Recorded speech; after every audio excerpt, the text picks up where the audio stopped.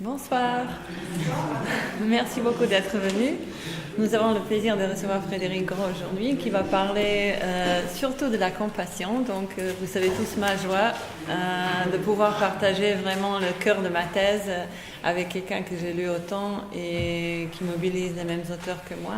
Donc je voulais juste en profiter pour pas de nouveau parler de la compassion, tout simplement comme la notion, mais plutôt de tous les risques, les limites et les problèmes d'essayer de le penser comme projet politique, ce qui est en fait le but et le working title de ma thèse, la signification politique de la compassion. Nous avons eu plusieurs séances, notamment la dernière avec Agatha Zielinski, qui ont essayé de comprendre la notion du côté phénoménologique aussi. On a évoqué plusieurs fois la différence entre empathie et compassion. Aujourd'hui, ça sera, je pense, aussi la différence avec pitié, sollicitude.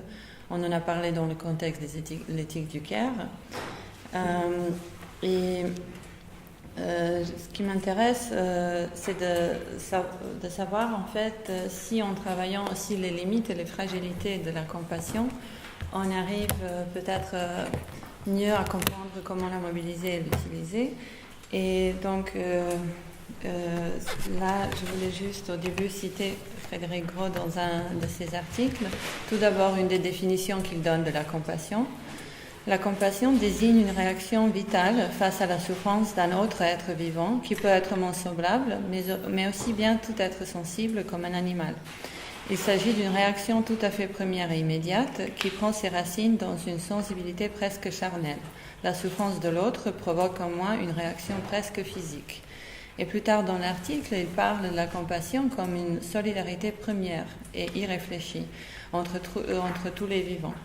Et vous vous souvenez, lors de la séance avec Paul Audi, dans l'explication phénoménologique de la compassion, on s'est rendu compte d'un point pour moi très précieux de la différence entre la pitié et la compassion dans le lieu, le dire comme ça, le lieu où se passe le sentiment, quand il expliquait que dans la pitié, c'est dans l'autre souffrant. Et on évoquait la différence de Ricoeur qui dit que dans la pitié, il y a une sorte de jouissance de se savoir épargner et que dans la compassion, c'est ni dans moi, dans ma manière dont je suis affectée par la souffrance de autrui, ni dans la souffrance de l'autre qu'on ne peut jamais ressentir de la même manière comme celui qui souffre, mais que c'est dans le fond commun de notre humanité. Qu'on ressent quelque chose qui est, comme vous le dites, charnel, primaire, qui est de l'ordre de la nature, avec un N majuscule, et qui malheureusement peut être altéré par la société. Donc ce n'est pas la nature humaine qui est mauvaise, là on sent bien que je parle à nouveau de Lémile et Rousseau, mais que c'est la société qui peut pervertir ce sentiment naturel. Quand on se jette à sauver un enfant qui peut tomber, on ne le fait pas parce qu'on fait un calcul, qu'on veut se sentir bien ou pour la réputation, pour que quelqu'un fasse le même geste demain pour nous ou pour nos proches, mais c'est quelque chose d'inexplicable, irréfléchi, que j'ose définir comme la compassion. Après, peut-être toute la fragilité est dans le fait que c'est quelque chose de sensible et lié à la nature, parce que en fait, cette dimension naturelle innée, c'est précisément ce qui la rend fragile si elle n'est pas valorisée et mobilisée. Peu importe le côté inné, si ça ne devient pas un geste spontané, si on devient de plus en plus indifférent à la souffrance, au lieu d'être de plus en plus mobilisé vis-à-vis de la souffrance de l'autre, ce qui est aujourd'hui la critique des médias, notamment fait par Luc Boltanski, dans La souffrance à distance, ou encore Guy Debord dans La société du spectacle. La manière dont la souffrance de l'autre est présentée dans les médias évoque beaucoup plus l'indifférence ou une sorte d'impuissance face à la quantité, au lieu d'essayer de mobiliser la compassion. En tout cas, c'est ce que je vais essayer d'élaborer dans ma thèse. Et puis, j'ai trouvé un critique de la compassion, une critique inattendue chez Sartre, que je voulais partager avec vous, et celui qu'on a déjà évoqué, Nietzsche, et sa critique de la compassion. Donc, pour Sartre, c'est dans les réflexions sur la question juive, et il essaie de l'expliquer dans le cas de la compassion suscitée par le port de l'étoile jaune. La compassion comme ce qui réduit la liberté de l'autre à une chose, donc la chosification de l'autre. Mais j'oserais interpréter cette critique comme si c'était, pour moi ce n'était pas vraiment de la compassion mais de l'empathie, puisque c'est un geste, un regard bienveillant et pas un geste d'entraide. Mais après Sartre élabore que dans le regard compatissant de l'autre, on peut se sentir impuissant, on peut se sentir comme si cette compassion nous rendait encore plus enfermés dans la souffrance dont nous sommes. Et c'est précisément ce que je voudrais travailler dans le sens contraire, que la compassion donne relation. Qu'en fait, la seule manière d'éviter ça, ce risque, cette critique, c'est de trouver des manières de toujours donner relation. Donc si on arrive par la compassion de donner un lien institutionnel ou personnel relationnel, c'est quelque chose qui permettra à l'autre de garder son individualité, et aussi, comme Nietzsche critique, à force de vouloir trop soulager la souffrance, de tout de suite agir de manière immédiate, peut-être ça peut être aussi un problème, peut-être l'autre n'est pas prête, peut-être on a du bien parfois, ça dépend des souffrances bien évidemment, d'utiliser une souffrance comme quelque chose de reconstructif qui nous permet de penser des moments de la vie différemment. Donc tous les problèmes, la temporalité, la chosification de l'autre, une sorte de condescendance, mais toujours pour moi ça se situe plutôt dans la tolérance que de la compassion, parce que dans la tolérance, la visibilité de celui qui tolère et de celui qui est toléré, pareil avec la pitié. Donc je pense qu'il y a quelque chose de vraiment précieux et différent dans la notion de la compassion ainsi que de sollicitude. Le côté actif et le côté de la reconnaissance de l'appartenance à une espèce humaine, mortelle et vulnérable. Et après, on a travaillé dans le contexte de l'institution hospitalière toute la problématique qui est liée à la durée. Donc par exemple, face à une souffrance répétée, on a du mal, après une durée, de mobiliser les mêmes ressources et les mêmes sentiments. Après, en politique, c'est la question de la distance. On compatit malheureusement mieux et plus souvent avec ceux qui nous sont proches ou vus comme semblables. Dès que la distance augmente, peu importe si c'est la distance de la famille, du communauté ou de la nation, ça devient de plus en plus difficile de vivre l'autre et sa souffrance comme semblable. Et une dernière critique ou limite de la compassion, on trouve dans Crime et Châtiment de Dostoïevski, une scène où, à propos de Sonia Marmeladova qui regarde Raskolnikov dans son désespoir, Dostoïevski parle de l'insatiable compassion. Il ne dit pas l'inépuisable, comme si la compassion qui va de Sonia à Raskolnikov était une faim que la présence de Raskolnikov nourrissait, au-delà de toute saturation, en accroissant à l'infini cette faim. Voilà, et je terminerai peut-être sur une note un peu plus productive de Ricoeur, qui, comme je vous ai déjà dit, différencie la compassion de pitié, en évoquant que dans la pitié, il y a une certaine jouissance de se savoir épargner. Je lis un extrait de Vivons jusqu'à la mort, je pense. Donc, compassion, avez-vous dit? Oui, mais encore faut-il bien entendre le souffrir avec, que le mot signifie. Ce n'est pas un gémir avec, comme la pitié, la commisération, figure de la déploration pourrait l'être. C'est un lutter avec, un accompagnement à défaut d'un partage identifiant, qui n'est ni possible ni souhaitable, la juste distance restant la règle de l'amitié comme de la justice. Et plus loin, il dit, il y a certes un aspect professionnel à cette culture de regard de compassion, d'accompagnement, un entraînement à maîtriser les émotions, qui incline vers le fusionnel. Il y a aussi un aspect déontologique concernant les comportements à tenir, mais il y a aussi une dimension proprement éthique. Donc voilà, peut-être dans cette situation, on pourrait résumer tout ce que j'ai évoqué concernant c'est un sentiment naturel, inné, qui précède la réflexion, mais qui esquisse aussi une sorte de maîtrise, une sorte d'apprentissage. Donc s'il y a de l'apprentissage de la juste distance, de la meilleure manière de mobiliser la compassion, il y a forcément de quelque chose de politique, dans le sens le plus général, le plus large, de changement des comportements. Et j'ai hâte de savoir ce que Frédéric Gros va nous dire sur cela. Je laisse Pauline vous présenter un peu son travail.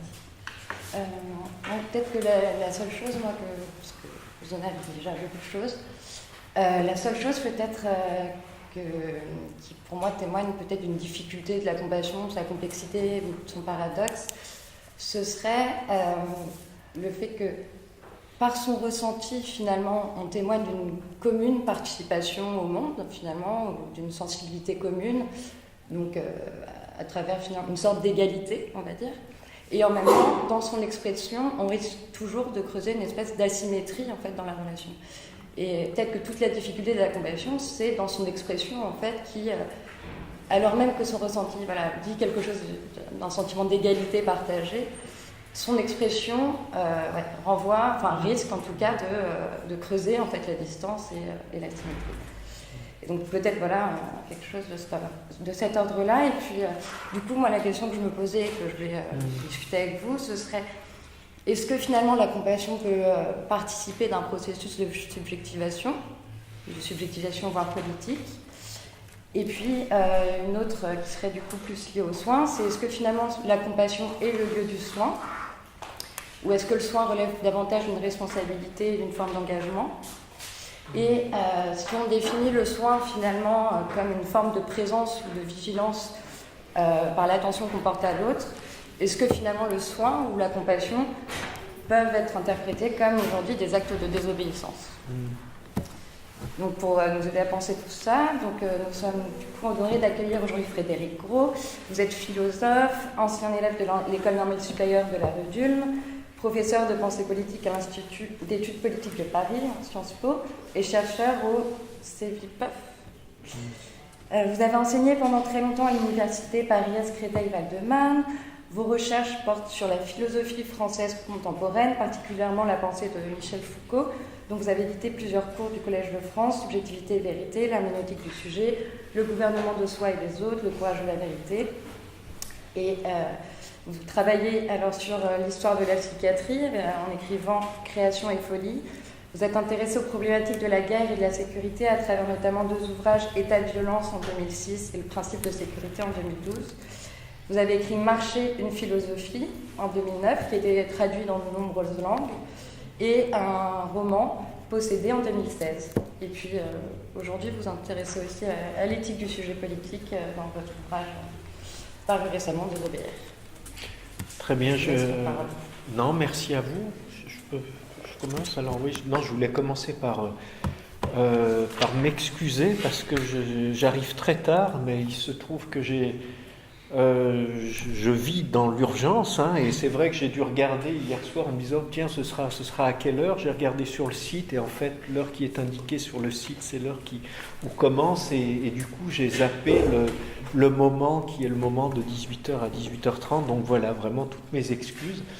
Et je dois dire que sachant que je suis vraiment arrivé en retard, je vous remercie parce que vous n'y avez fait aucune allusion quand je suis arrivé. Alors je me suis dit peut-être que ça faisait une demi-heure que vous attendiez ou peut-être pas.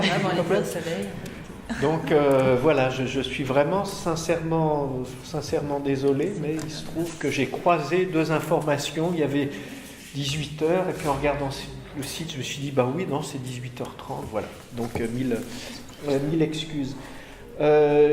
J'ai un peu travaillé, mais absolument pas dans la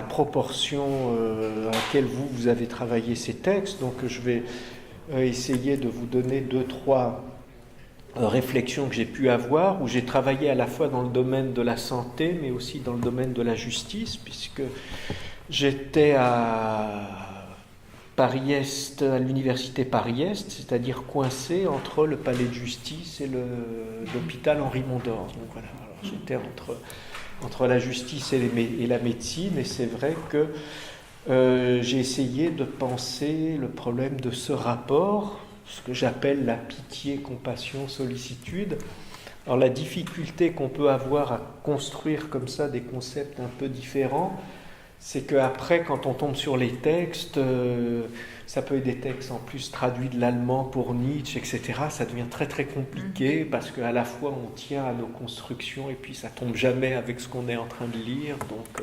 voilà. Donc l'espèce d'idée que je vais défendre, ce serait qu'il existerait 3 foyers de sens pour penser cette vertu relationnelle ou cette passion relationnelle, je ne sais pas comment l'appeler, parce que c'est vrai que dans l'idée de vertu, il y a bien l'idée d'activité, alors que dans l'idée de passion, il y a quand même l'idée d'un affect relativement passif, qui, j'allais dire, est, vous l'avez indiqué, a ceci de très particulier qu'elle suppose quand même une dissymétrie, et qu'elle repose sur une dissymétrie. On a de la pitié, de la compassion ou de la sollicitude qu'envers une personne qui est prise dans une certaine infériorité, qui peut être la diminution de la souffrance, qui peut être l'infériorité sociale, etc. Et c'est vrai que ça heurte un certain nombre de grandes constructions dans notre philosophie morale, que ce soit l'amitié ou même l'amour ou le respect qui d'une certaine manière supposait toujours l'égalité première. Et là, alors vous avez dit vous-même, oui, il y a de l'égalité et en même temps il y a de la dissymétrie. Je ne suis pas sûr qu'on puisse parler d'égalité au sens où je pense qu'il y a le sentiment d'une participation à une communauté sensible, mais qui pour autant, pour moi, encore une fois, c'est à discuter, n'institue pas quelque chose comme de l'égalité, mais juste l'évidence d'une non-indifférence. Voilà. C'est un principe dans la pitié qui est un principe de non-indifférence, je trouve. Bon. Alors ce par quoi je vais commencer peut-être dans un premier temps, parce que j'ai bien senti que vous avez déjà travaillé le texte de Mencius, que j'ai cru reconnaître dans l'histoire du petit enfant qui se penche au bord du puits, les textes de Rousseau aussi, j'imagine qu'entre le livre 4 de l'Émile, le discours sur l'origine de l'inégalité, et peut-être même les discours sur les arts, où là le propos est un peu différent, donc voilà, je ne vais pas aller là-dessus, j'y reviendrai peut-être pour les situer dans le problème de l'imagination, au sens où il me semble que notre monde manque d'imagination et que ce qui produit l'anesthésie morale, c'est le manque d'imagination. Voilà. Et qu'il y a peut-être 2 grands affects éthico-politiques liés à l'imagination, qui sont d'une part la pitié et d'autre part la honte. Mais il y a le même mouvement, c'est-à-dire que dans la honte aussi, quand je dis la honte, je ne dis pas seulement le sentiment de sa diminution ou la souffrance liée au ressenti. Non, mais la manière dont on peut avoir honte pour l'autre. Voilà. Et ça suppose ce même mouvement. Donc je parlerai dans un premier temps peut-être surtout de ce que je vais appeler la pitié. Voilà, je laisse dans une espèce de halo la pitié. Il faut bien voir que de manière générale, ce qu'on appelle la pitié a fait l'objet d'une condamnation terrible et récurrente dans l'histoire de la philosophie. C'est-à-dire que la pitié, ça a été considéré de manière très générale comme un très mauvais affect. Et donc, ce que je vais essayer de retrouver d'abord avec vous, ce sont les registres critiques à partir desquels on a pu condamner la pitié. Pourquoi est-ce qu'on a condamné la pitié ? Alors, la première chose, ça a été de dire la pitié est déprimante. Voilà. Ce qui est mauvais dans la pitié, c'est que c'est vraiment déprimant. Qu'est-ce que je veux dire quand je dis la pitié, c'est déprimant quand même ? C'est que vous trouvez quand même l'idée assez régulièrement, vous pouvez prendre certains textes de Sénèque dans le De Clementia, vous avez aussi évidemment les texte que vous avez pu voir peut-être dans Spinoza, dans l'éthique de Spinoza, et puis Alain, comme spinoziste, reprend ça aussi, et puis Nietzsche aussi. Au fond, ce qui fonde la condamnation de la pitié, ce qui fait qu'elle est mauvaise, c'est que c'est une passion triste. Or, si on se place dans la construction de Spinoza qui essaye de dépasser cette espèce de grande valeur que serait le bien et le mal pour interroger au cœur de l'interrogation éthique, ce qui est plutôt du côté de l'affirmation et de l'augmentation de la vie et du côté de ce qui rétrécit nos existences, et Spinoza assez vite va dire que la pitié est du côté de la tristesse, c'est pour ça qu'elle est mauvaise, parce qu'elle elle participe d'une espèce de réduction d'existence. On n'est pas du côté de la joie, donc on pleure avec celui qui est pris dans la douleur, on se désole de la situation atroce de l'autre, et donc on rajoute la souffrance à la souffrance, et bientôt tout ne devient qu'une espèce d'océan de larmes, et tout ça est terrible. Voilà. Donc ça, il y a un premier registre critique qui est tout à fait important chez les philosophes. Alors je vais prendre 3 grands exemples. Le premier, c'est celui de Spinoza, qui va dire quand même, bon, évidemment, parce qu'il y a toujours cette objection, si le choix c'est entre l'indifférence ou la pitié, il vaut mieux la pitié. Peut-être que ce qui est le plus cruel, c'est l'indifférence et même pas voir la souffrance de l'autre, mais ce qui est important, enfin il faut bien retenir quand même que pour Spinoza, c'est du côté de la tristesse. Bon.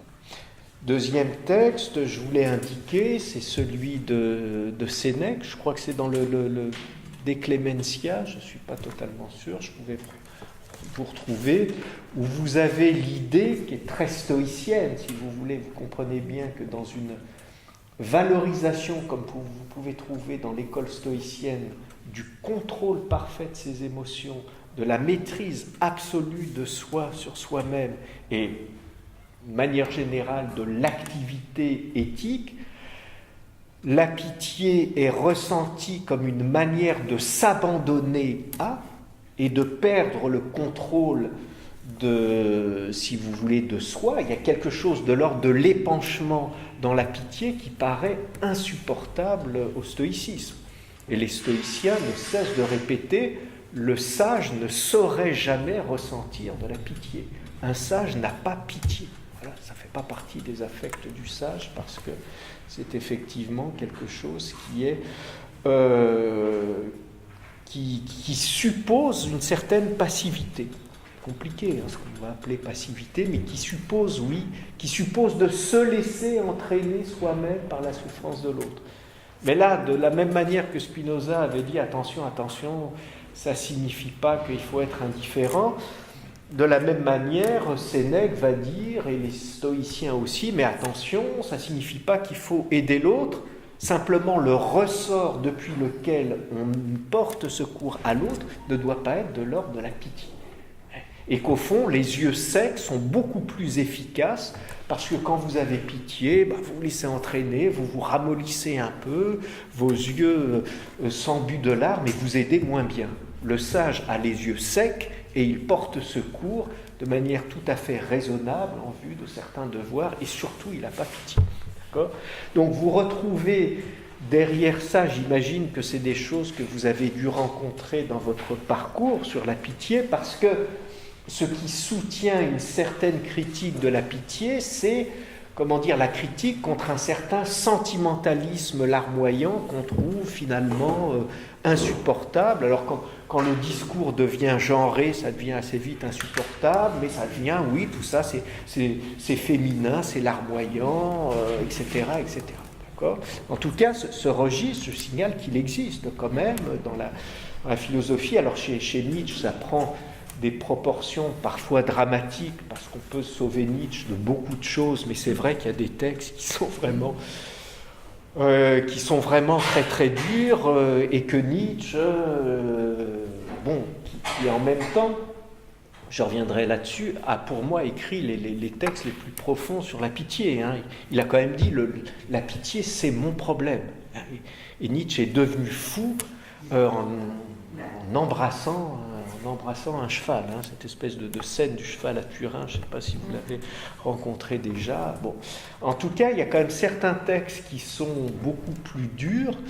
Je pense notamment à un texte dans le Crépuscule des idoles où Nietzsche n'hésite pas à dire ce qu'il y a quand même de très gênant dans la pitié, c'est que ça vous oblige à porter attention à des gens qui sont malades, diminués, qui sont des ratés de la vie, et ça empêche la nature de procéder à sa sélection qui consisterait, vous avez rencontré ça aussi?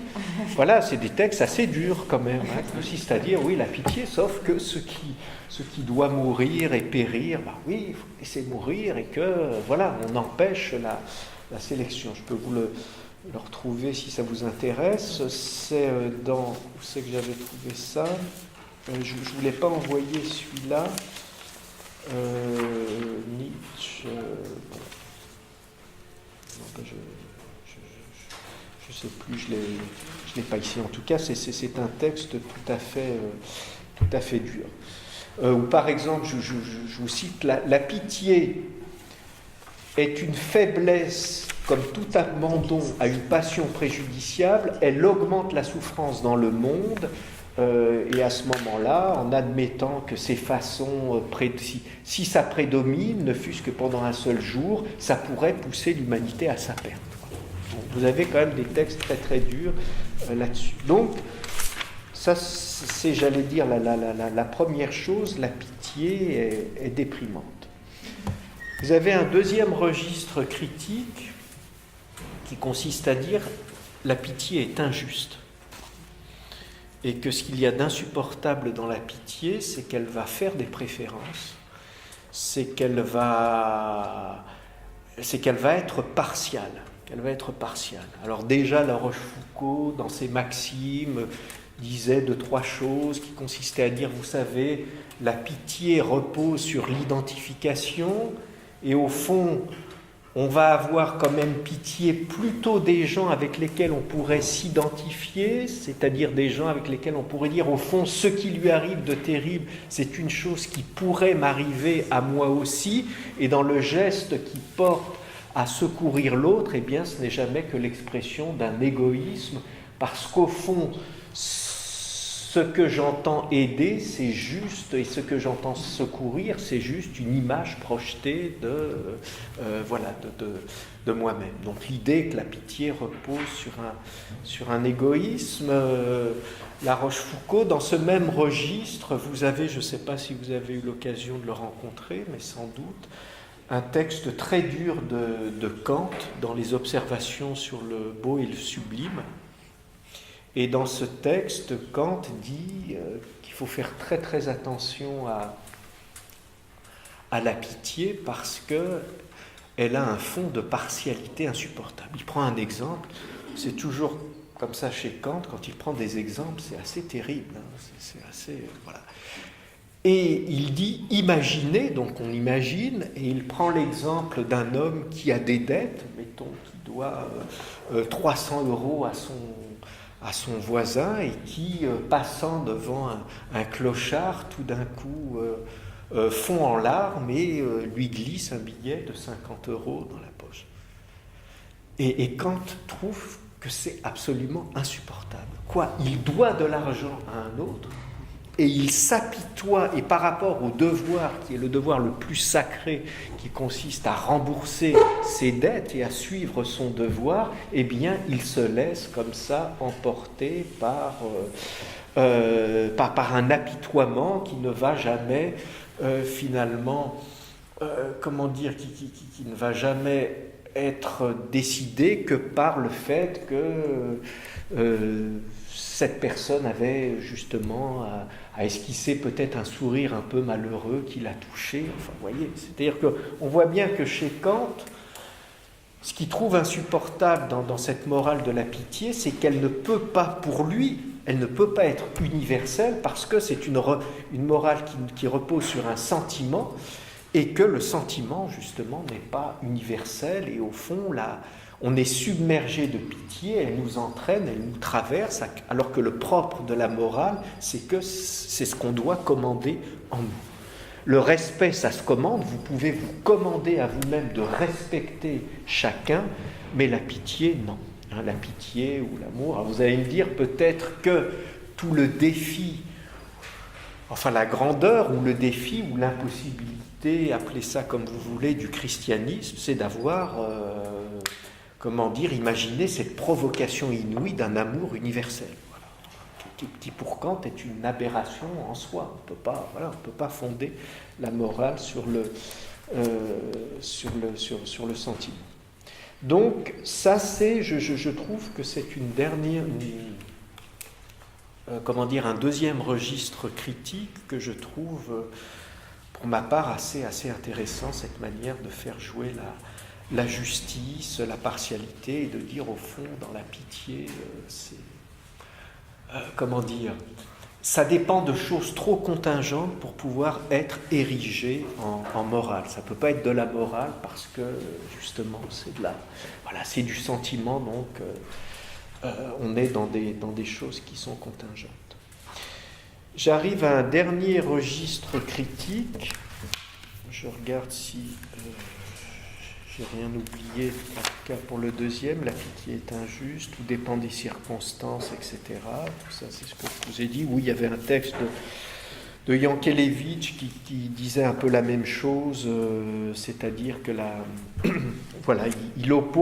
Yankelevitch oppose, lui, la pitié circonstanciée à la charité inconditionnelle, mais enfin, c'est toujours l'espèce de même registre d'opposition. Vous avez un troisième registre critique qui, pour moi, est celui dans lequel Nietzsche a excellé, c'est-à-dire que c'est là où, me semble-t-il, il a trouvé des ressorts éthiques assez puissants, à savoir l'idée que la pitié est méprisante. Voilà. Et que ce qui est insupportable dans la pitié, c'est qu'elle repose sur quelque chose qui est du mépris. Alors, quel est ce mépris qui est en jeu dans la pitié selon Nietzsche ? Est-ce qu'on peut le soutenir ? C'est ce sur quoi je voudrais réfléchir un peu avec vous.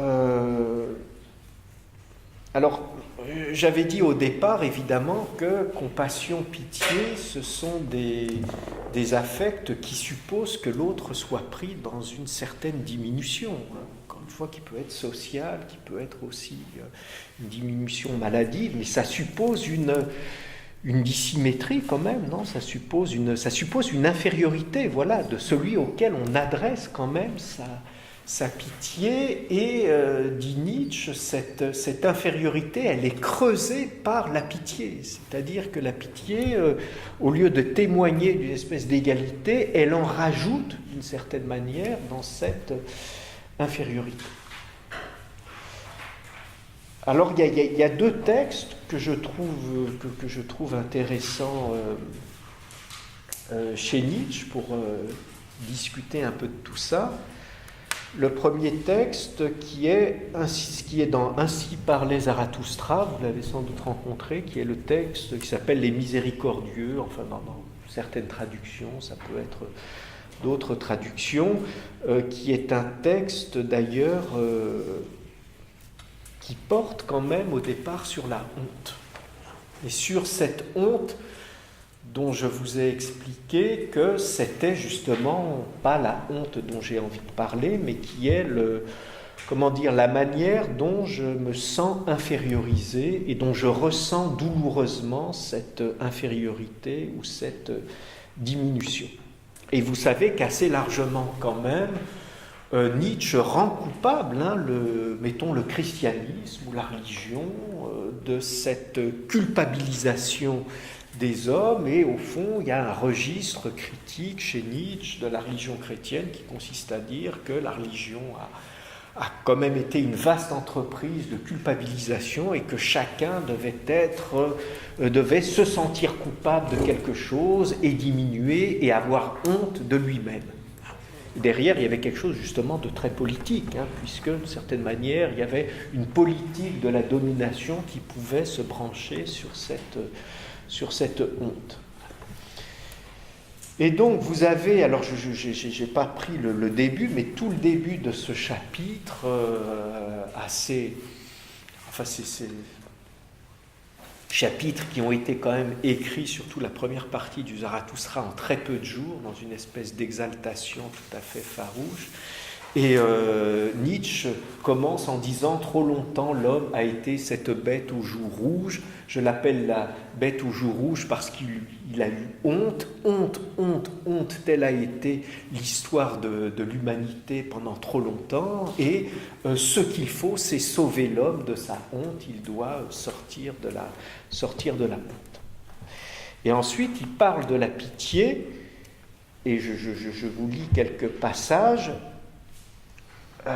Où il dit, alors la première proposition est même relativement provocante, « J'ai bien fait ceci ou cela en faveur des souffrants ». Évidemment, dès que vous attaquez la pitié, on va vous dire « Mais enfin, est-ce que ça veut dire que vous en fichez et de la souffrance, etc. » Donc tout de suite, il y a cette espèce de réserve qui consiste à dire « Oui, bien sûr que j'ai pu ici ou là porter assistance », virgule, mais il m'a toujours semblé qu'il valait mieux encore travailler à augmenter ma joie. Qu'est-ce que ça veut dire ?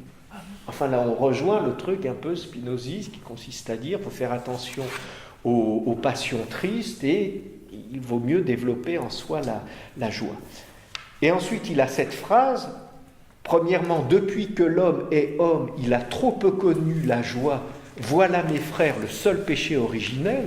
Vous voyez, on arrive dans des propositions quand même, dans un texte qui est écrit sur un style très très évangélique. Nietzsche était persuadé que c'était le nouvel évangile, qui annonçait la mort du Dieu chrétien, l'appel à l'invention de nouveaux dieux qui devait faire cassure dans l'histoire de l'humanité.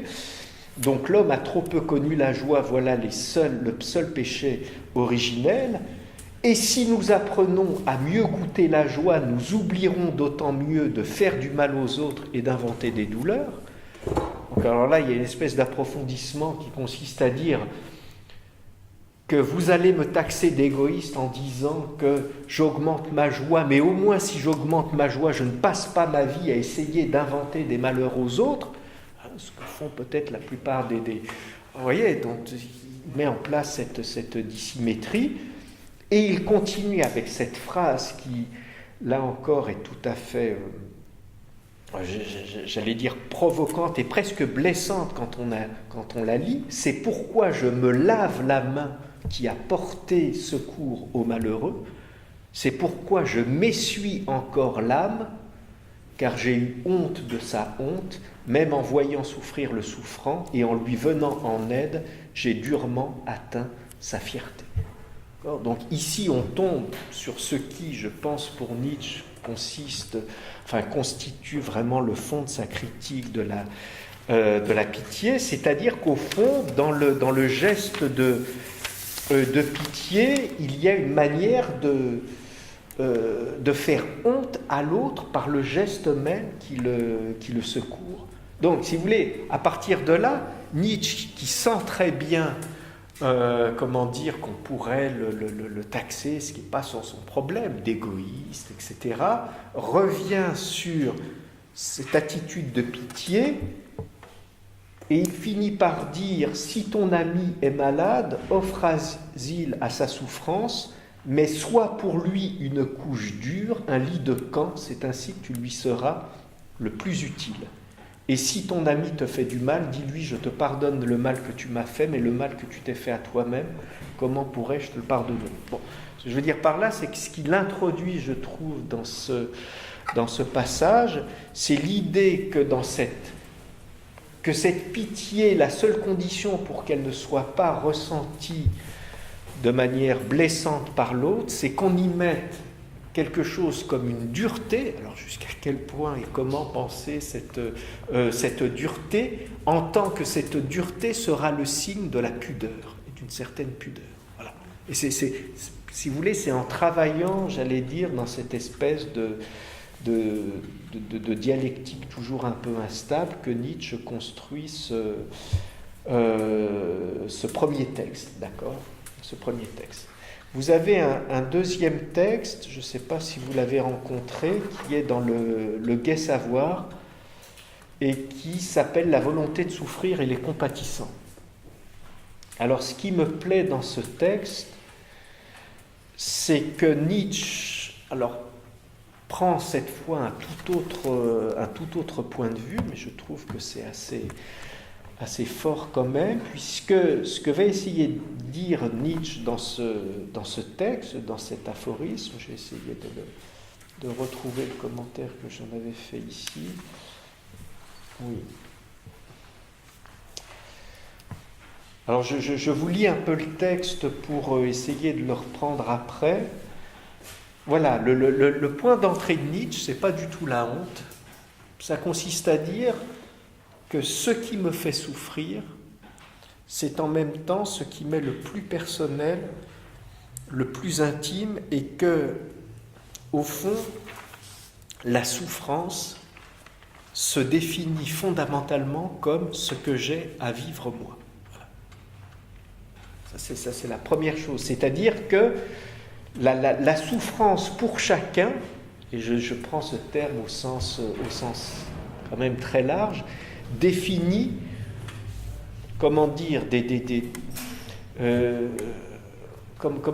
définit une dimension d'intimité et ce sur quoi va se forger quelque chose aussi comme ce que j'appelle ici mon identité. Tout ça est très vague. Voilà, je continue la lecture. Je lis 2-3 phrases de Nietzsche pour essayer de reprendre les choses avec vous. Ce qui nous fait souffrir le plus profondément et le plus personnellement est inintelligible à presque tous les autres, inabordable. Tous ceux qui voient que nous souffrons se méprennent sur notre souffrance. Le propre de la pitié, c'est de dépouiller toute souffrance étrangère de ce qu'elle a de vraiment personnel. Nos bienfaiteurs, entre guillemets, plus que nos ennemis, rapetissent notre valeur et notre volonté. Alors là, j'essaie de reprendre les choses parce que je trouve que c'est assez,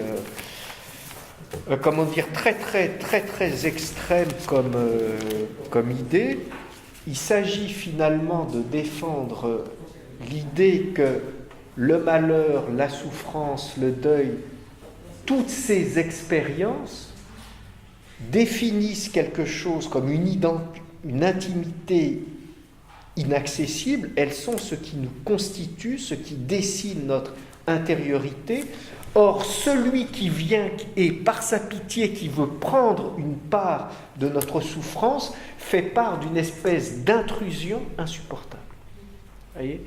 Mais il faut sentir quand il dit il veut nous dépouiller notre souffrance de ce qu'elle peut avoir de plus personnel. Et, alors je rajoute ce terme, mais si on est quand même dans des zones limites de la pensée, je suis d'accord, ce qu'il y a de plus personnel et de plus précieux, et il veut par sa pitié nous voler ce qu'on a de plus précieux, à savoir notre souffrance, comme si nous étions, nous, incapables d'en rien faire.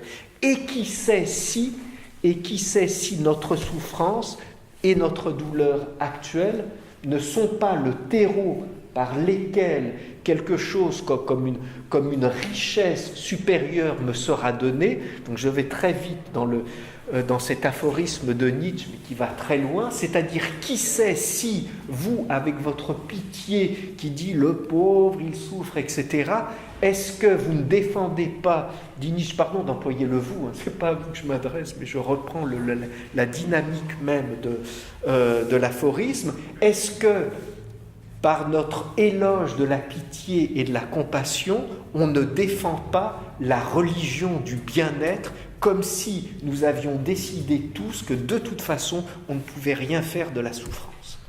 Et c'est ça, je vais lire l'espèce de point extrême où va Nietzsche, ça consiste à dire ce qu'il y a de plus dangereux dans la pitié, c'est qu'elle refuse d'accorder de la valeur à la souffrance.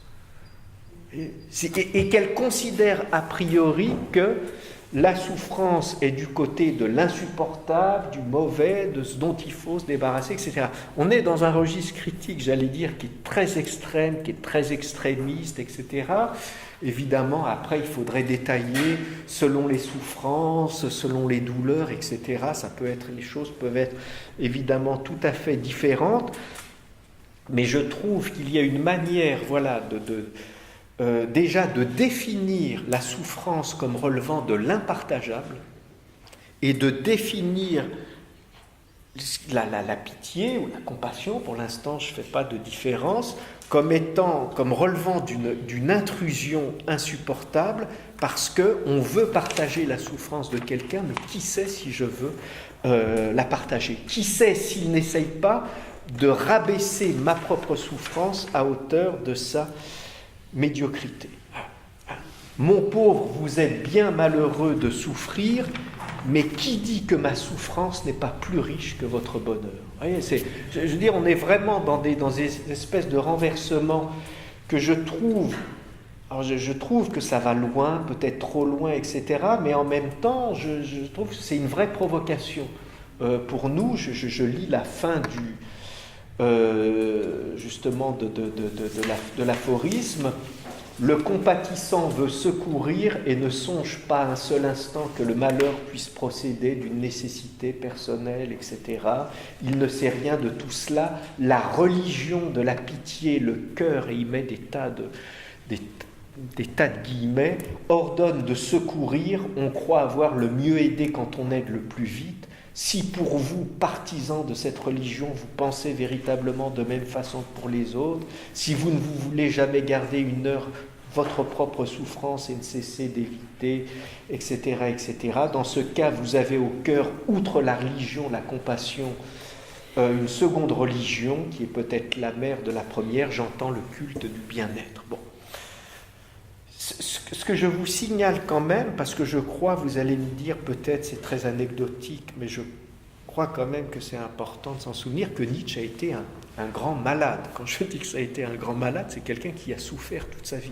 Si vous prenez la correspondance de Nietzsche, si vous vous intéressez à la vie même de Nietzsche, c'est quelqu'un qui a traversé ça, qui a dû arrêter l'enseignement très tôt dans sa jeunesse parce qu'il était pris de douleurs ophtalmiques absolument insupportables, de migraines terribles qui le clouaient. Il ne cesse de parler, quand il écrit à sa mère, de ses douleurs gastriques, etc. Enfin, sans qu'il soit hypocondriaque, c'était vraiment quelqu'un qui a passé sa vie à souffrir. Alors, je ne dis pas ça ni pour l'excuser, ni pour rien, mais je trouve que c'est un élément qui est quand même à retenir, à part peut-être juste avant qu'il ne se mette à embrasser ce cheval rue de Turin, quand il devient vraiment malade. C'est assez curieux, mais les 15 derniers jours avant qu'il ne sombre dans la folie, il n'arrête pas de dire je ne sais pas ce qui m'arrive, mais enfin tout va bien maintenant, toutes les douleurs ont cessé, je me sens d'une légèreté incroyable, etc. Et puis il s'effondre et voilà, il sombre dans un mutisme. Ça va durer longtemps, 10 ans je crois, plus de 10 ans à être complètement muet et à se trouver l'objet de l'attention de sa mère et de sa sœur. Donc voilà ce que je voulais vous dire pour la pitié, pour ce que j'appelle ici la pitié, et je crois, j'espère en tout cas, que la compassion c'est un peu autre chose. Mais vous en avez bien parlé, donc j'hésite peut-être à... alors peut-être que je vais prendre un autre biais pour parler de la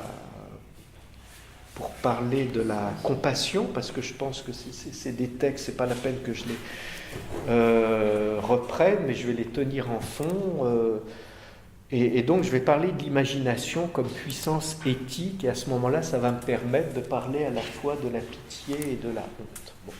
Qu'est-ce que je veux dire quand je dis que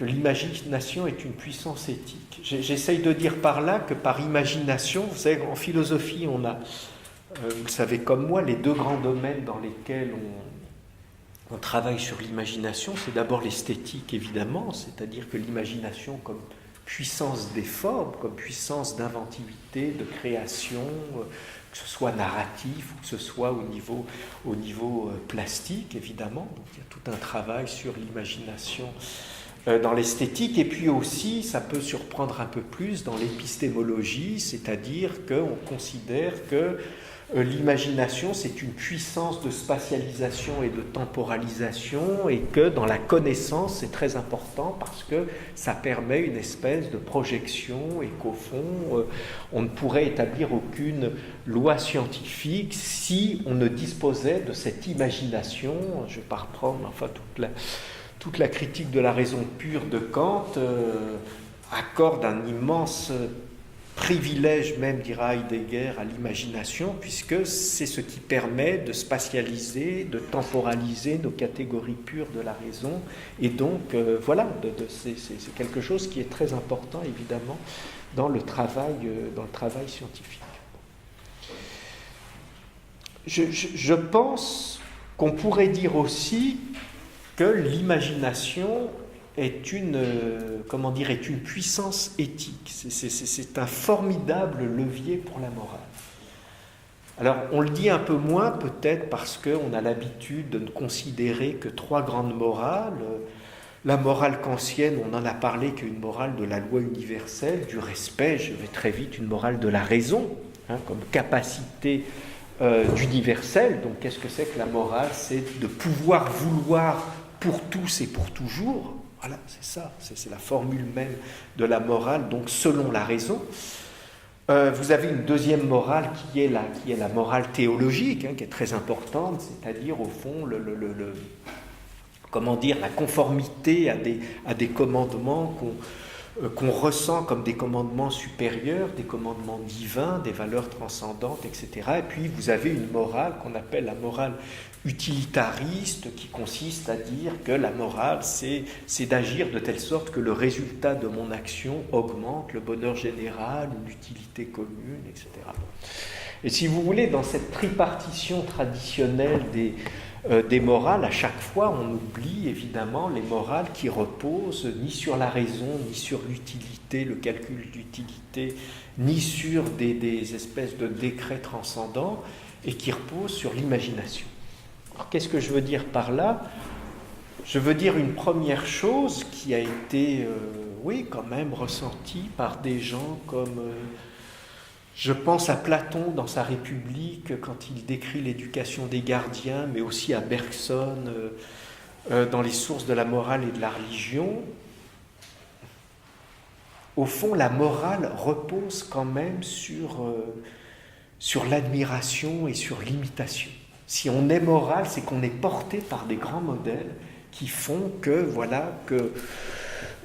est appelé, si vous voulez, toute morale est quand même une morale du héros, au sens où c'est jamais seulement l'application froide de la loi, mais qu'au fond, ce qui dynamise notre éthique, c'est qu'on a des modèles à imiter, voilà. Et ça, c'est des choses que vous trouvez chez Bergson, c'est-à-dire l'idée que la vraie morale, c'est jamais une déontologie, mais c'est du dynamisme, et qu'elle est nourrie par l'imagination, véritablement. L'imagination en tant que dans l'imagination, il y a une puissance d'admiration et d'imitation. Mais quand je dis l'imitation, c'est pas du grégarisme, du conformisme ou du mimétisme. C'est Condillac qui disait, au fond, pourquoi est-ce que les animaux ont des conduites aussi stéréotypées? C'est qu'ils n'imitent jamais. Le propre de l'homme, c'est que nous imitons. Et c'est pour ça que nous sommes aussi différents. Les animaux ont des schémas instinctuels, mais au fond, ils n'imitent pas. Et pourquoi est-ce que pourquoi les individus sont différents? Parce qu'on imite, donc on a des tentatives, des modèles, etc. Deuxième chose, et qui est très intéressant, je trouve, dans cette idée d'imagination, si l'imagination est une puissance éthique, c'est que précisément, elle est cette capacité de décentrement. Et ici, on trouve évidemment les textes de Rousseau, dont je pense vous avez parlé, donc je vais si vous voulez, j'en parlerai sans doute beaucoup plus maladroitement que vous, parce que c'est... Mais si, mais non, mais parce que j'ai pas les choses complètement dans la tête, mais ce dont je me rappelle, c'est quand même la puissance et du livre 4, mais déjà peut-être même avant, de l'essai sur l'origine des langues, où il met ça en place, etc. C'est l'idée que la pitié se nourrit de l'imagination, en tant que l'imagination, c'est ce mouvement par lequel je me mets à la place de l'autre. C'est comme ça, hein, avec cette phrase de Rousseau, consiste à dire, ne dites jamais que quand vous avez pitié ou quand vous êtes dans la compassion, vous souffrez, vous ressentez en vous la douleur dans l'autre. Non, vous sentez en l'autre, vous souffrez en l'autre. Vous avez peut-être le texte, voilà. Et ça, c'est ça l'imagination, c'est cette capacité de décentrement, de se mettre à la place de l'autre. Et je trouve ça, ouais, je trouve que c'est très fort. Pourquoi ? D'abord parce que vous avez vu cette petite notation en citant Ricoeur. C'est ce que dit Rousseau, c'est qu'au fond, dans la pitié, je me mets à la place de l'autre souffrant, tout en ressentant la délicieuse sensation, en fait, d'être quand même bien à ma place. Alors après, si vous voulez, je trouve qu'il faut travailler ça de manière un peu positive, parce que dit comme ça fait jouissance secrète, consiste à dire le pauvre, et part devers moi, qu'est-ce que ça fait du bien quand même de... Bon. En même temps, ce qu'il y a de très fort chez Rousseau, c'est qu'il articule ça au problème de l'envie et de la jalousie. En disant, au fond, qu'est-ce que c'est que le mouvement d'envie ? Parce que, quand même, entre nous, il y a la chose la plus déprimante qui soit, c'est quand même la réussite et la joie des autres. C'est quand même d'accord, on peut, si vous voulez, c'est pas une découverte, mais enfin l'autre qui arrive en disant j'ai réussi. Enfin, il y a quand même, à part des choses comme les parents proches, les enfants, on compte sur les doigts de la main le nombre des gens dont on peut se dire qu'on est fondamentalement mais heureux et transporté par leur réussite. Non ? Et ça, Rousseau le repère très bien. Non, je ne suis pas cynique, je veux dire, c'est juste ça. Hein. C'est-à-dire, c'est pour ça que les stoïciens avaient formé des exercices très puissants pour pouvoir... parce que l'autre qui arrive en disant, alors on a beau esquisser un petit je suis heureux pour toi, mais le je suis heureux pour toi, si vous voulez, et quand même, ouais, voilà. Parce que, pourquoi ? Parce que précisément dans l'envie, il y a de l'imagination aussi. Et j'imagine la réussite de l'autre tout en ressentant mon dépit de n'être que moi-même. C'est-à-dire, le problème de l'envie, c'est que je suis ramené à moi sur le mode de la déception fondamentale. Alors que dans la pitié, je suis ramené à moi, mais sur le mode quand même du contentement et j'ai quand même beaucoup de chance. Hein, d'où ces conseils de Rousseau pour son Émile, son adolescent, en disant mais ce qu'il faut aller faire, il faut qu'il aille voir des chaumières où les gens sont très pauvres. Allez-y, mais multipliez les visites des pauvres parce que voilà, son cœur va se dilater alors que dans l'envie, le cœur se rétrécit. Bon. Je reviens à mon imagination et puis je vais peut-être des questions. Je parle de la honte. Non, vous voulez que je...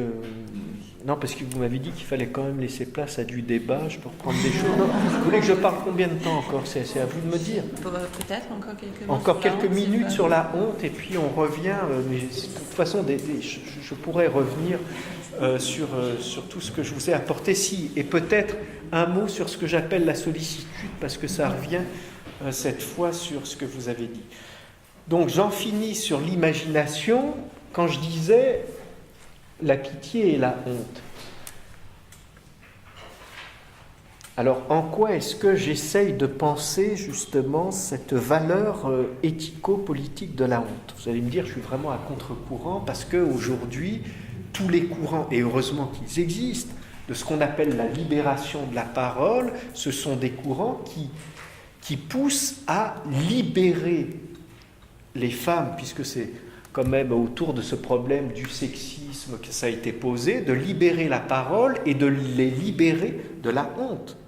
D'accord ? Les libérer de la honte. Donc tout ça, je trouve ça très précieux, et en même temps, je dis qu'il existe un autre visage de la honte. Je prendrai 2 déclarations.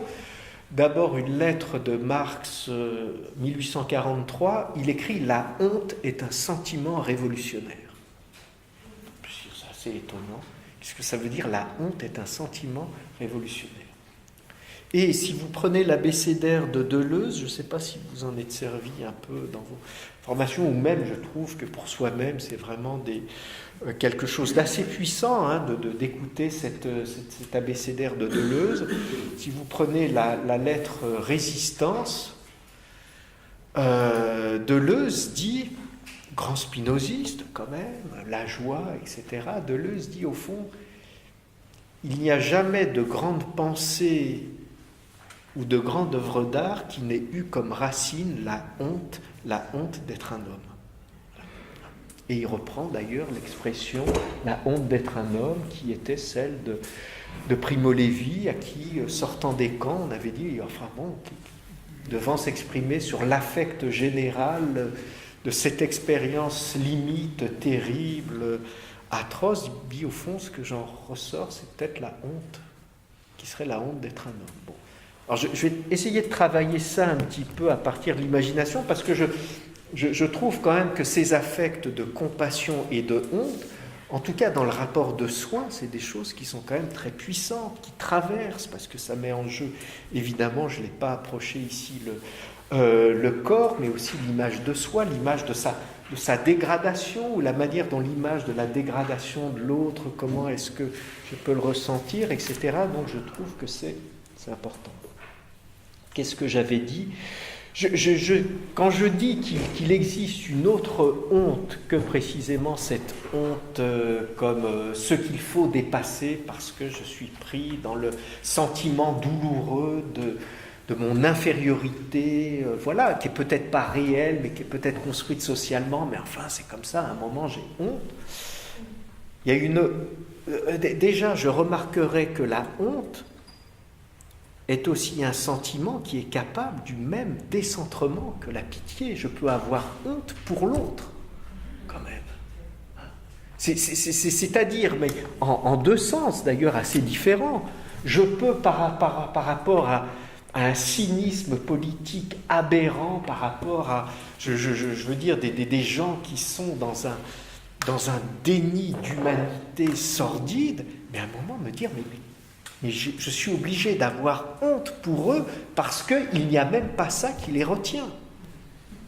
Parce que ce qui peut vous retenir quand même de faire ceci ou cela, c'est quand même la honte. C'est-à-dire qu'à un moment, je dis, je ne peux pas le faire parce que non, j'aurais trop honte de moi-même. Voyez, quand vous dites ça, j'aurais trop honte de moi-même, on n'est pas dans juste cet affect douloureux, on est dans quelque chose, je trouve, de beaucoup plus social, politique, et on peut avoir honte pour l'autre, et puis on peut avoir honte, si vous voulez, quand je disais le spectacle de la misère, c'est-à-dire sachant que je me balade moi-même assez facilement avec, dans mon portefeuille, comme ça, en une journée, je vais pouvoir dépenser ce qui, pour un migrant, serait précieux pour pouvoir tenir un mois, parce que c'est quand même comme ça que ça se passe et que ça existe.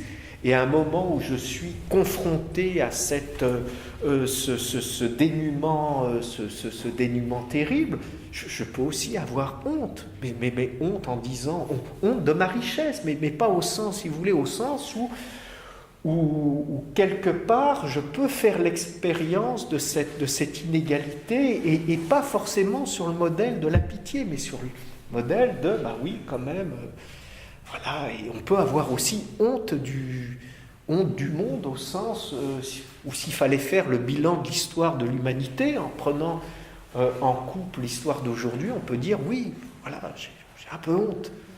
On peut avoir honte de son pays aussi, de la politique de son pays. Pourquoi est-ce que je dis ça ? Je ne sais pas que je parle de la France, mais parce que c'est ce dont il s'agissait pour Marx. Quand il fait cette expérience de la honte, il est en train de lire voilà un compte-rendu de politique sur l'Allemagne, où à un moment il dit non, j'ai honte, j'ai trop honte. Et il continue, après avoir dit la honte est un sentiment révolutionnaire, c'est la suite qui évidemment est pour moi très belle, car elle est une colère rentrée. C'est-à-dire que cette honte dont je parle, c'est le revers éthique de la colère politique. Voyez ? Et ça, je trouve que ce qui me plaît par rapport, je ne dis pas qu'il faut distribuer les bons points, mais je trouve que par rapport à la compassion, il y a dans la honte un branchement politique beaucoup plus fort. Voyez ? Je trouve, en tout cas, c'est ce que je soumets comme ça à votre réflexion avec, alors après les sentiments sont toujours mêlés, je veux dire par là qu'on décrit des espèces d'idéotypes, mais dans la réalité, qu'est-ce qui relève de la honte, la pitié, etc., c'est sans doute. Mais je trouve qu'il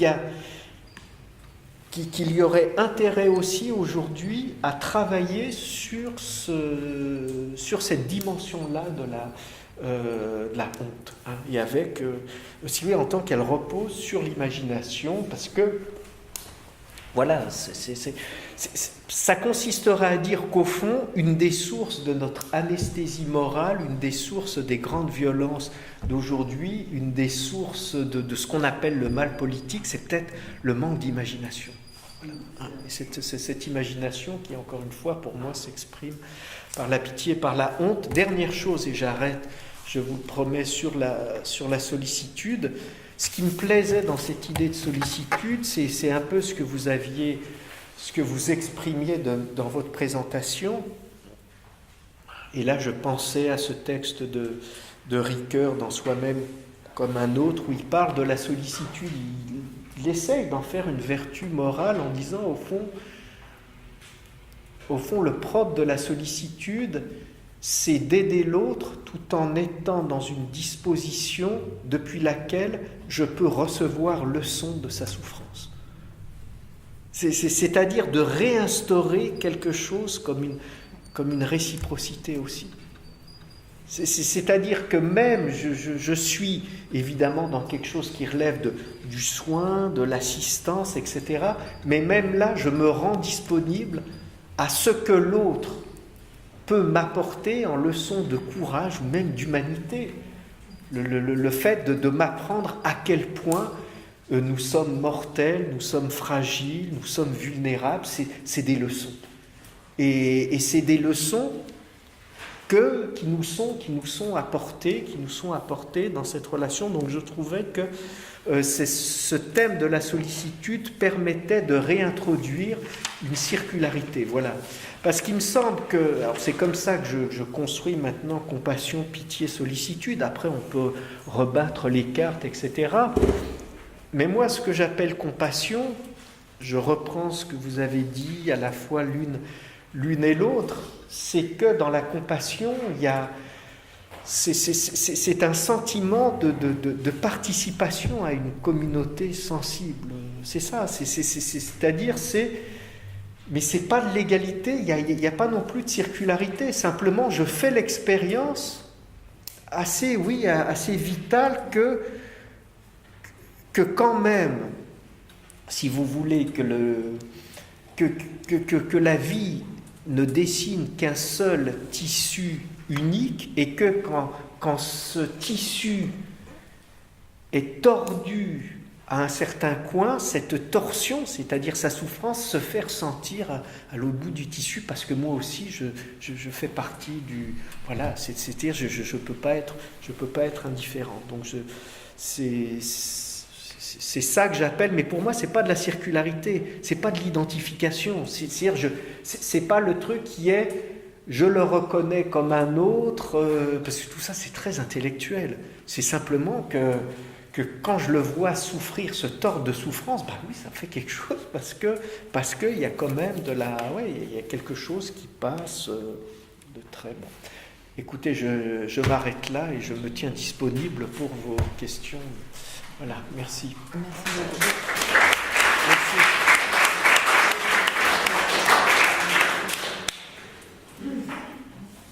Oui. Oui, alors moi je rédigé des textes sur les controverses en bioéthique dans la Nouvelle Académie internationale d'éthique, médecine et politique publique, qui a été inaugurée à Prague cet été, dont le président est Christian Hervé, qui a connu Paul Ricoeur. D'accord. En tant que médecin et urgentiste, j'ai découvert l'hypnose. Quand on est en feu d'action, ne pensez-vous pas que la pensée elle doit nous venir tout de suite pour pouvoir voir mourir notre patient? On n'a pas le temps de penser. Il nous faut, un peu comme Platon dans le mythe de la caverne, se faire confiance, avoir une sorte d'illumination qui nous arrive à la vitesse de la lumière. C'est voir, c'est pas entendre notre entendement dans les philosophes sur le corps. Est-ce que quand vous êtes dans l'action, voyez-vous qu'on peut se poser les questions que les philosophes ne finissent pas? Non, mais heureusement, j'espère pour vous que vous ne vous plongez pas dans ces abîmes. Et puis alors, il y a aussi des découvertes qui ont été novélisées. C'est ce que Jung avait un peu pressenti dans son conscient collectif, qui est ce lien humain, que l'autre peut être vu comme moi, dès lors qu'on conçoit qu'on est tiré du sol en fait carbone, avec d'azote, d'oxygène, d'hydrogène, et que l'oxygène est le symbole de la chaleur qui réunit notre corps, notre pensée, mais le corps de l'autre qui est comme nous, et la pensée qui peut être commune si elle est élevée. Parce que c'est comprendre la symbolique. Ce que le monde ne sait plus faire, et peut-être à cause des philosophes. Vous avez un compte à régler avec les philosophes. Moi qui ai eu 5 enfants qui j'ai allaité pendant 5 ans, 1 an, jusqu'à 1 an. Et j'avais bien conscience que mon enfant, c'était pas moi, surtout qu'il ressemblait plus à mon mari qu'à moi.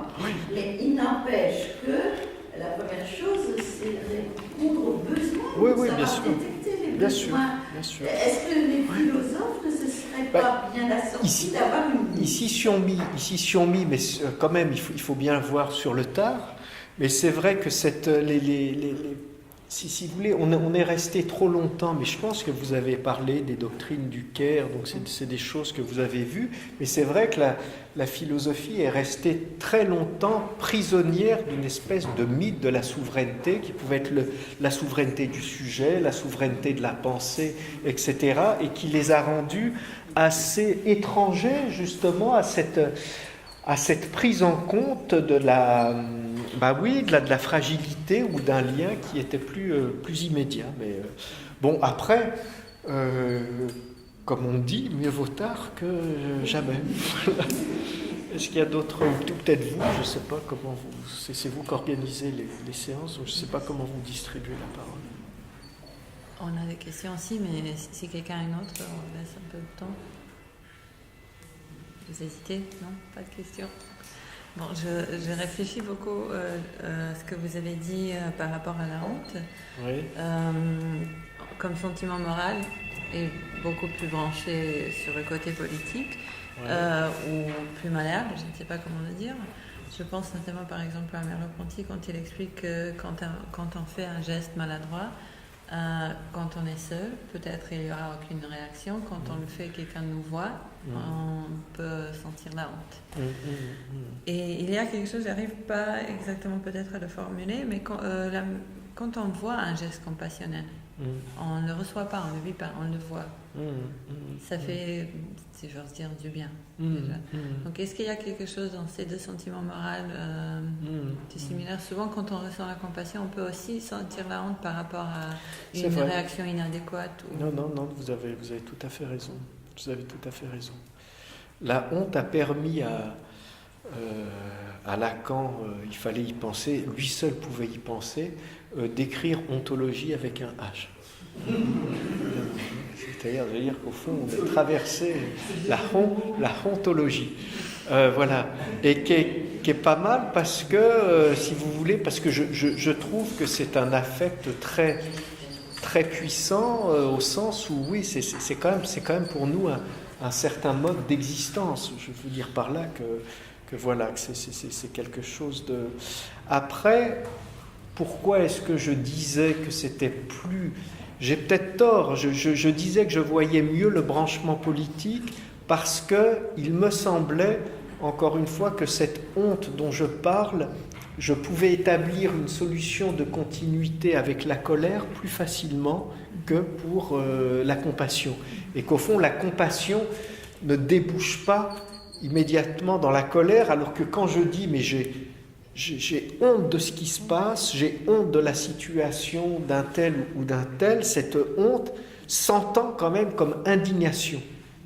Voilà, c'est à propos de ça. Alors après, cela dit, encore une fois, je trouve que ce qui demeure le plus précieux dans cette idée de compassion, quand même, c'est que ça reste, ça définit, je vais employer une expression affreuse pour le dire, mais tant pis, mais le minimum syndical de la moralité, quand même. C'est-à-dire que la capacité à ressentir de la compassion quand l'autre, voilà, c'est-à-dire que, et ça, tous les philosophes quand même l'ont ressenti, c'est que si on ne garde pas ça, derrière c'est l'indifférence.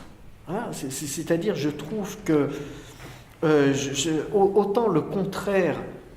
Pourquoi est-ce que les philosophes critiquent ce que j'ai appelé la pitié? C'est que aussitôt ils vont construire comme contraire éthique de la pitié l'exigence. En disant, au fond, il ne faut pas avoir pitié parce qu'il faut être exigeant avec les gens. Le problème, ce n'est pas de larmoyer avec eux, il faut les remonter, les tirer vers le haut, etc. On est dans l'exigence et pas dans la pitié. Mais quand on construit le foyer de sens de la compassion, le contraire, ce n'est pas l'exigence, c'est l'indifférence. Mais comme forme suprême de violence. Hein, je pense, vous l'avez peut-être cité à cette... c'est dans Si c'est un homme de Primo Levi, cette scène fameuse. Vous voyez laquelle scène, non, où je la reprends de Primo Levi qui est appelé devant le bureau du commandant SS, etc. Parce que Primo Levi était un prof de chimie, j'allais dire, dans le civil, dans la vie normale, quoi, avant d'être arrêté, déporté à Auschwitz, etc. Et donc, à un moment, on a besoin de lui pour telle ou telle chose. Et lui, déjà, il arrive, il n'est plus, il est devenu un numéro, il est complètement haillon. Il a cette sensation, en arrivant dans ce bureau, que ce bureau est complètement propre et avec la sensation affreuse de salir les choses s'il les touche. Et puis, à un moment, le commandant lève les yeux vers lui. Et là, il a cette phrase, il dit au fond, il a levé les yeux vers lui, mais c'est comme s'il me regardait à travers la vitre d'un aquarium. Et là, cette espèce d'image. Et il dit ensuite, alors ce qui est encore plus terrible, et il dit, mais au fond, si je parvenais à percer le mystère, l'énigme de ce regard, je comprendrais toute la folie du Troisième Reich. C'est-à-dire qu'il va aller comprendre la folie du Troisième Reich, non pas dans une espèce de haine antisémite qu'il aurait saisi dans ce SS aux yeux bleus, c'est comme ça qu'il le décrit, qui monte les yeux et qui voit le juif, le sous-homme, etc., qu'il faut éliminer, mais non, il voit quelqu'un qui regarde comme à travers la vide d'un aquarium. Et il dit, au fond, il y a quelque chose comme cette rupture de la possibilité même de la compassion. C'est l'autre, il n'existe même plus. Et au fond, c'est terrible à dire, mais même la haine, ça maintient un peu de relation, quoi. Ça reste dans la relation. Et là, l'indifférence, et je trouve que l'idée de compassion, c'est l'idée de dire, mais on quitte l'humanité, voilà, que c'est le sentiment premier qui fait que je ressens quand même quelque chose. Alors après, est-ce que je vais aider? C'est très compliqué, vous le disiez vous-même, qu'est-ce que ça veut dire enfin bon, mais après, cette espèce de, voilà, à un moment, il y a la disparition, oui, après on va parler avec Lévinas, la disparition du visage, je ne sais pas, mais je trouve que, oui, moi c'est comme ça que je prends les choses. J'essaye de travailler comme ça l'idée de compassion à partir de ce repère-là, qui est la non-indifférence.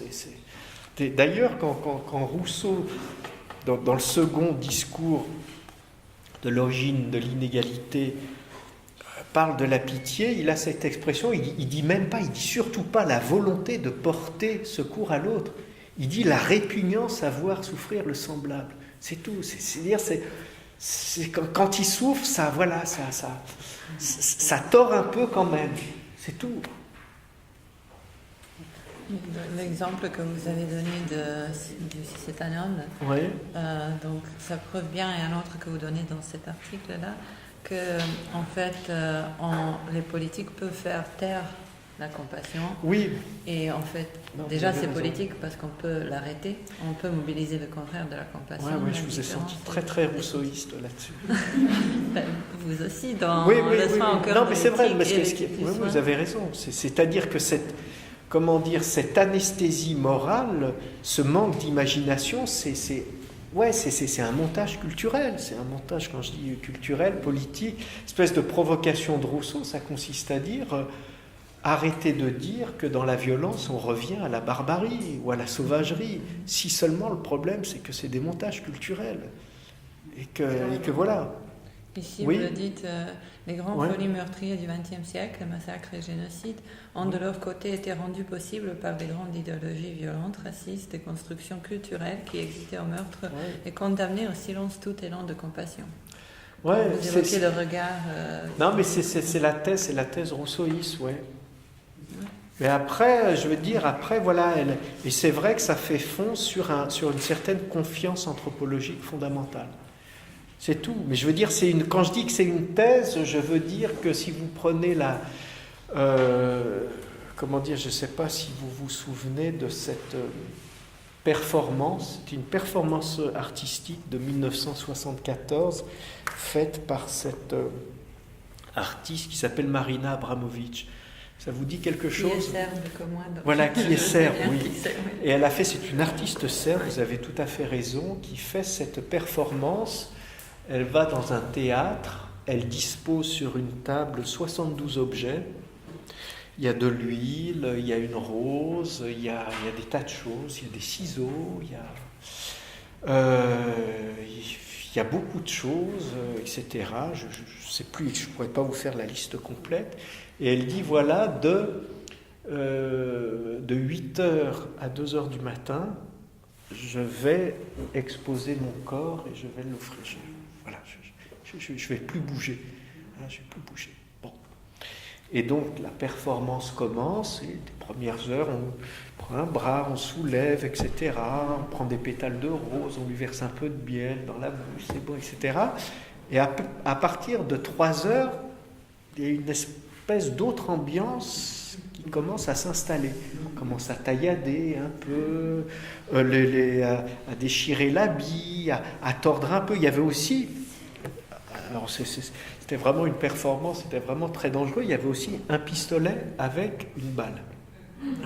On prend le pistolet, on lui met la balle, et puis on laisse, son doigt.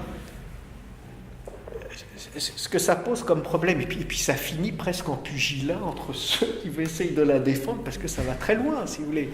Et à 2h du matin, hop, la performance s'arrête. Bon, et elle revient à ce... Et là, espèce de pétrification de l'assistance, presque tout le monde s'en va, espèce de honte, qu'est-ce qu'on a fait, etc. Je veux dire, c'est vraiment une performance, mais en même temps une espèce de laboratoire comme ça, qui fait aussi que moi spontanément, j'irais du côté de la compassion, etc., et de dire c'est naturel, ça n'est que culturel, sauf que, et il semble quand même qu'il puisse exister, je trouve, par rapport à un corps offert totalement à votre action, quand même à un moment, un délire de la souveraineté qui peut vous faire que vous sombrez dans la violence. Parce que, si vous voulez, parce que notre vie sociale, ça ne cesse d'être des espèces de limitations, et cette expérience dans laquelle vous pouvez tout sur un corps, en y étant autorisé, on l'a jamais, et peut-être heureusement. C'est tout ce que je dis. Je dis peut-être heureusement. Parce qu'au fond... Parce que c'est inacceptable, la violence aussi. C'est-à-dire parce que c'est oui. De laisser faire autant peut provoquer de la... Pour moi, c'est compliqué, et je relis ça à un autre texte qui est un texte de Jean Améry sur la torture, qui est un des plus beaux textes sur la torture. Je ne me souviens plus exactement du titre, enfin il y a un recueil où il raconte son expérience, il a été torturé. Et à un moment, il dit, mais au fond, en essayant d'expliquer la manière dont il va rendre compte justement de ce... du bourreau, c'est ce qu'ils appellent, le délire de souveraineté absolue. C'est-à-dire qu'à un moment, quand vous pouvez tout, la tentation, si vous voulez, la tentation est grande. Et peut-être qu'il y a des capacités de jouissance de ça, et heureusement qu'on ne les a pas. Vous voyez, c'est très compliqué. Mais par rapport, voilà, moi, spontanément, je dirais que c'est un montage culturel, la violence, sauf que je pense qu'on n'a jamais cette expérience parce qu'on vit en société, mais que, si vous voulez, qu'un corps totalement offert à votre action, si vous voulez, peut ouvrir aussi pour moi un vertige. Voilà, c'est tout ça. Vraiment, ça ouvre un vertige et quelque chose comme une tentation où la pitié, non, peut-être que ce serait plus fort que la pitié. Alors, après, vous allez me dire, c'est compliqué, est-ce que c'est naturel, est-ce que la pulsion de mort, est-ce que quand je dis c'est un délire de souveraineté absolue, vous allez me dire, oui, ça c'est du vocabulaire politique. Je ne sais pas, mais je garde sur un fond rousseauiste, je garde cette espèce de petite inquiétude, quoi. Voilà, c'est tout. Est-ce que je peux encore poser une question? Alors moi je travaille sur la Shoah et pourquoi c'était possible, à votre avis, comment un petit caporal avec une solde minable a pu construire toutes les autoroutes? Est-ce qu'il n'a pas eu des banques derrière lui? Et est-ce que l'argent ne serait pas la base de tout? Croire que l'argent peut procurer le bonheur, faire des emprunts, la consommation pour enrichir les banques. Ce matin, j'écoutais le ministre de l'économie et des finances. Donc, moi, la question essentielle que je me pose, c'est cette absence de capacité de l'homme de maîtriser par des gestes la nature, qu'il va chercher dans les livres, parce qu'avoir un geste, c'est fatigant. Faire tout le temps la même chose, le semeur, etc. Donc on préfère des fois faire des emprunts, etc., à se poser la tête. Et la naissance du système bancaire, de l'industrialisation, pensant que les machines remplaceront l'homme. Ouais. Écoutez, là aussi, c'est vaste question. Moi, je sais pas. Là aussi, j'ai un rapport très, très ambigu à la technique, c'est-à-dire que je pense qu'effectivement, que tout progrès technique se paye. Ce qui est sûr, en tout cas, mais je crois, alors là aussi, je rejoindrais, ce serait peut-être aussi une espèce d'intuition rousseauiste. Je ne pense pas qu'il existe de vrais progrès moral et politique. Il y a des progrès techniques, mais je ne sais pas si l'histoire de l'humanité a connu un progrès moral. C'est-à-dire, c'est tout. Et qu'est-ce que c'est qu'on appelle moral? Qu'est-ce que c'est que ce domaine? Ou quelque chose comme le progrès Oui, peut-être vous parliez de questions à poser sur... non? Je suis pas claire. Avec l'opposition. Hein? Dites-moi, non, mais non, je suis pas, j'arrive pas, je suis pas claire avec cette opposition compassion, indifférence. Ah ouais? Mais pourquoi? Parce que est-ce qu'on peut voir la compassion comme un décentrement, mais on peut aussi voir comme une obligation d'en passer par soi pour pouvoir être non indifférent? Ça me dérange. Ouais, mais je trouve que moi, ce qui m'intéressait à faire les choses comme ça, parce que vous dites, on peut voir la compassion comme un devoir de non-indifférence. C'est-à-dire, j'ai l'impression que vous formez comme ça, mais à vous entendre, j'en sais rien, une espèce de boucle réflexive. Moi, ce qui m'intéresse dans la manière dont je construis la compassion, mais encore une fois, chacun construit, c'est la dimension d'irréfléchi, justement. C'est-à-dire la dimension que j'appelle que j'appelle vital, c'est-à-dire le fait que la compassion, pour moi, c'est un sentiment irréfléchi. Voilà, et c'est pour moi, c'est l'attest, comment dire, quand je relis ça à la non-indifférence, c'est pour dire, c'est l'attestation d'une non-indifférence, mais j'en fais le constat. Ce qui est intéressant, c'est de penser ça par double négation. Je ne peux pas ne pas. Je ne peux pas ne pas ressentir quelque chose, c'est tout. Voilà, c'est ça qui est intéressant, c'est que c'est pas que je sais, c'est pas que je trouve que l'humanité est une valeur à défendre, tout ça, mais à un moment, je ne peux pas ne pas ressentir, mais même une gêne, un truc. Alors après, vous avez des montages culturels très puissants qui font que, oui, vous pouvez devenir complètement indifférent. Mais quand je dis des montages culturels, ça peut être parce qu'il faut voir que ça existe. Dans les professions de soins, vous avez aussi, j'allais dire, ce qui relève quand même de l'usure, ce qui relève de l'habitude, ce qui relève de la répétition du geste.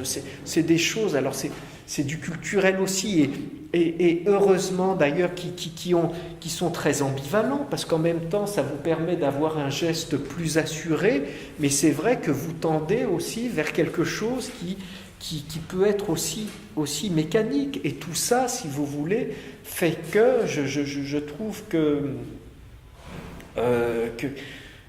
l'humanité, c'est ça aussi, ce que j'appelle l'humanité, c'est cette comment dire, c'est cette fragilité, c'est ça, c'est que voilà. Ça, vous l'avez dit aussi, on n'est pas. Quand je dis on n'est pas des machines, c'est ça que ça veut dire aussi. Ça veut dire aussi qu'on peut être parfois dans la fatigue, dans l'usure et dans l'habitude, c'est tout. Mais parce qu'on n'est pas des machines, parce que voilà. Donc. Justement, en parlant de la machine, la séance prochaine sera sur l'intelligence artificielle. Très bien. Le 17 mai avec Bernard Georges, qui est en charge de stratégie prospective de la Société Générale. Et la chaire met en place également un séminaire sur l'intelligence artificielle, les robots et la santé à Paris-Descartes, et ça commence le 24 mai. D'accord, très bien. On va voir si les machines peuvent faire mieux que nous. Excellent travail. Excellent. Merci beaucoup. Merci à vous.